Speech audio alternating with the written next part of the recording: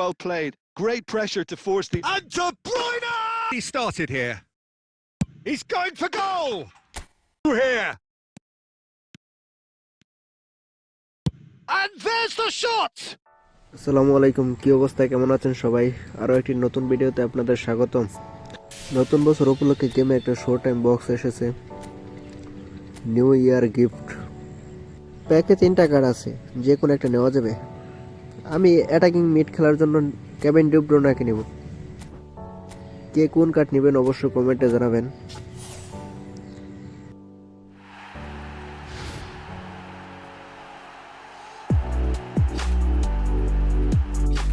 এটা Kevin De ব্রুইনার training progression. এটা AMF card, playing style creative playmaker. দেখেন training প্রোগ্রেশনটা। Shooting 4, passing 8, defence 12, ডেক্সটিনিটি 8 এবং lower body strength 6। দেখা যাক গেম প্লে করে কার্ডটা ভালো না খারাপ। Rodri pass one pass De Bruyne. De ব্রুইনার লং রেঞ্জ শট এবং সুন্দর গোল। ডেজং থেকে De Bruyne pass Van Basten থেকে ফার্নান্ডেস থেকে ওয়ান এবং goal. Robertson pass De Bruyne. দেখি ডি ব্রুইনাকে দেখে একটা গোল করতে পারে নাকি। রদ্রি থেকে again De Bruyne through pass Robertson থেকে ডি ব্রুইনা এবং শুট, সুন্দর গোল। যেহেতু এই কার্ডের স্পেশাল স্কিল হলো ফেনোমেনাল পাস, তাই পাস দিয়ে কার্ডটাকে সুন্দরভাবে খেলানো যায়। এই যেমন সুন্দর একটা পাসে ভ্যান বাস্টেন একটা সুন্দর গোল দিল। এগেইন রদ্রি থেকে ওয়ান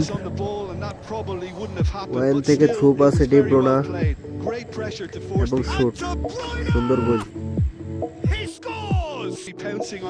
ক্লাবের মতো গেমেও ডি ব্রুইনা সুন্দর থ্রু পাস দিয়ে থাকে। দেখেন সুন্দর একটা থ্রু পাসে ভ্যান বাস্টেন গোল দেয়।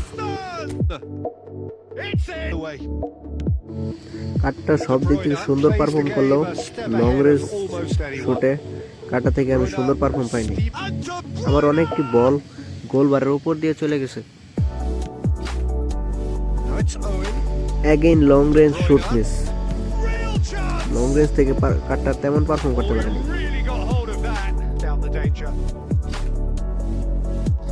গেম খেলে যা বুঝলাম, কার্ডটা অ্যাটাকিং এর সময় উপরে ওঠে এবং ডিফেন্সিভ করার সময় কার্ডটা নিচের দিকে নেমে যায়।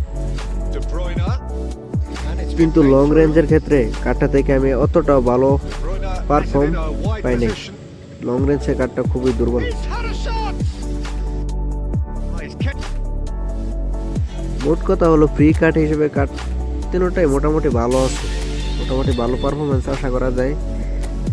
যাদের যে পজিশন শর্ট তারা ওই পজিশনের জন্য কার্ডগুলো নিতে পারেন। আল্লাহ হাফেজ। পরবর্তী ভিডিওর জন্য সবাই চ্যানেলটাকে সাবস্ক্রাইব করে দিবেন।